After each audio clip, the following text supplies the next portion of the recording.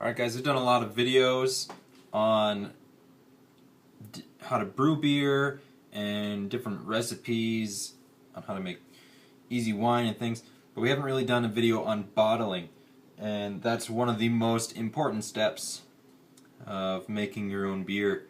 Right now I do bottle. I am going to be switching to kegging sometime in the near future, but it's not quite in the plans yet.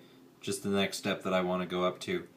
But right now, for bottling, an average 5-gallon brew will get you about a 2.5 to 1.5 cases of bottles. It really kind of depends on how much final outcome you have, how much final product you have. The most I've gotten is 2.5 cases, and the least I've gotten was a little over or a little under 2 cases of beer.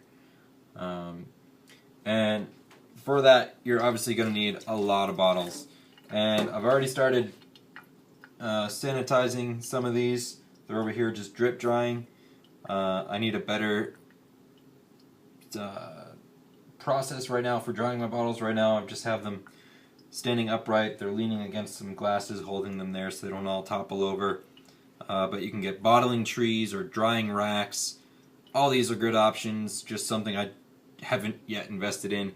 I'm looking to get something currently, but for right now, totally works.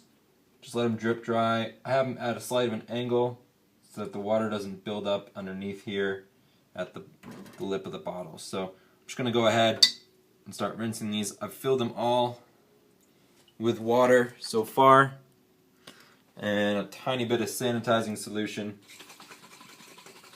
I just give them a good rinse. I've got a light up above me here, and what I do is I just look into the base of the bottle, looking for any slime, schmuck, whatever you think you might have in there. Bottle brush, good to have. If you let your bottles sit a long time unwashed, you can sometimes get mold or just lumps of excess product in there, and you don't want that obviously in your bottles when you go to put fresh new beer in there. So I give them a quick rinse, some scrubbing, and then lean them up to dry. Like I said, you're going to want at least 2.5 cases worth of bottles to be sure that you're going to get enough. The last thing you want to do is be partway through your bottling process and have to stop so that you can go and rinse more bottles. I usually have 2 cases of empty bottles always ready to go, and then I have a couple 12-packs and 6ers ready that still have labels, like these Sam Adams bottles that I have here that I don't think I'm going to be using today because I have enough bottles. So here we go. Here's a bottle with some stuff down in the bottom there. I don't know how well you can see that, but right there, there's some mold or something growing on the inside. It means I didn't wash it good enough when I put them away to store. So get the bottling brush, get it in there, shake it all loose.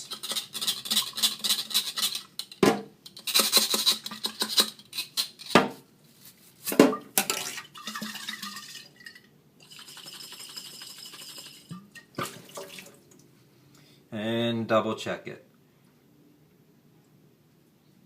That one's still in there, so I'm just going to set that one aside for right now. But always good to double check your bottles, even if you know you rinsed them, you clean them after you drink them before you put them away to store until you're ready to bottle again. Always double check. So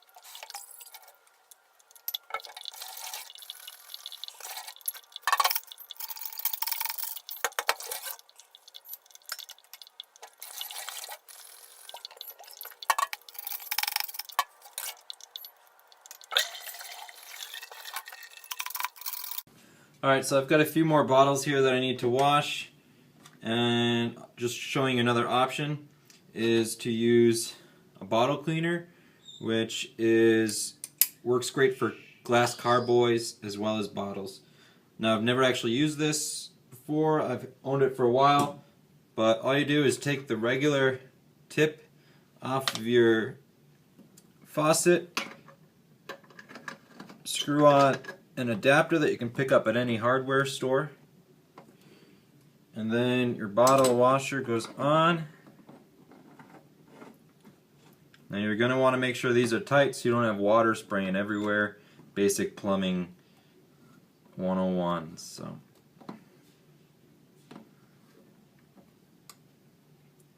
alright, give it a little test here before we... Okay, it is retaining pressure. Leaking a little bit, not too worried. Now all you do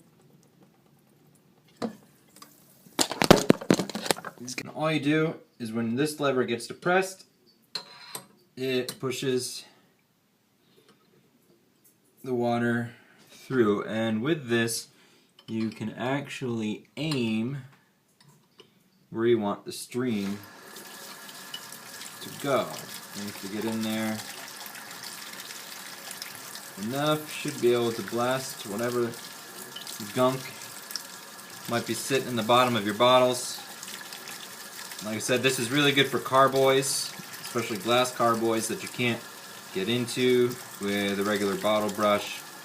And it does have some force behind it. I don't know if you can see through there. A little bit, not a bit, and then a really nice stream. So it's just something I thought I would try out. It looks like this bottle isn't coming exactly clean. I'm going to set it aside.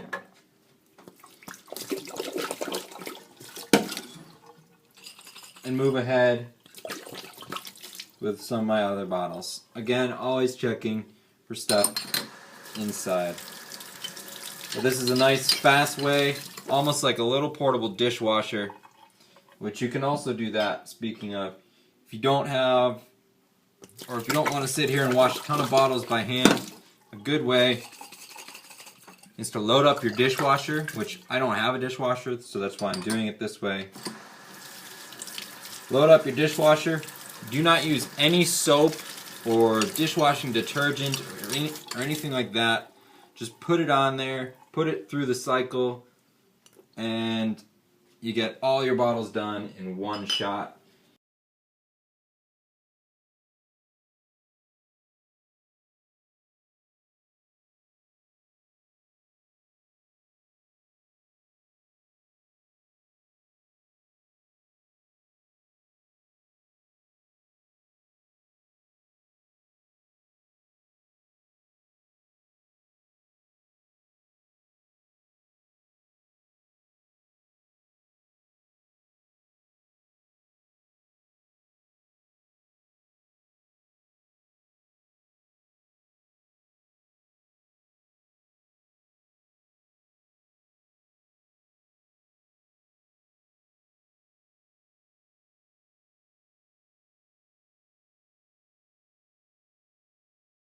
Alright, so now that we've cleaned and sanitized all of our bottles, we are ready to transfer the beer to the bottles. Now I've already gone ahead and readied my brew. We are bottling today an English brown ale. Now I've gone ahead and already transferred that from the secondary fermenter to my spout bucket. Get my little bottle feeder hooked up. Get all my bottles ready, cartons ready, caps sanitized and ready, and my capper. Now, I'm going to set this down. It's great to have a helper on this, but you can do it alone. It's not that bad.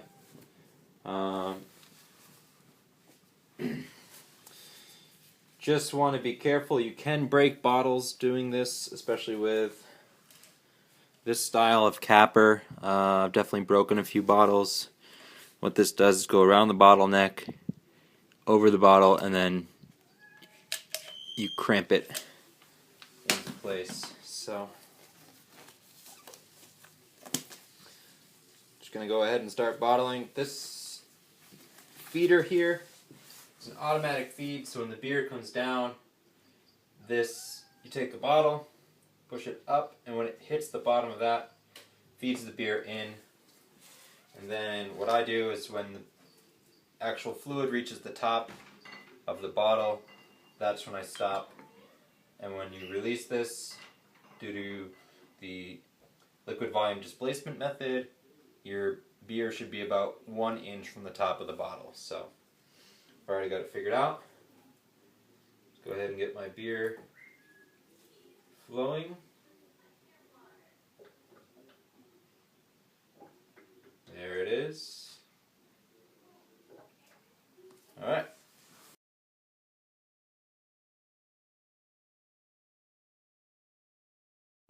So you can see there, I got one filled, and it's just about 1 inch from the top of the bottle. That one's ready to go in the bucket. So we just repeat this process.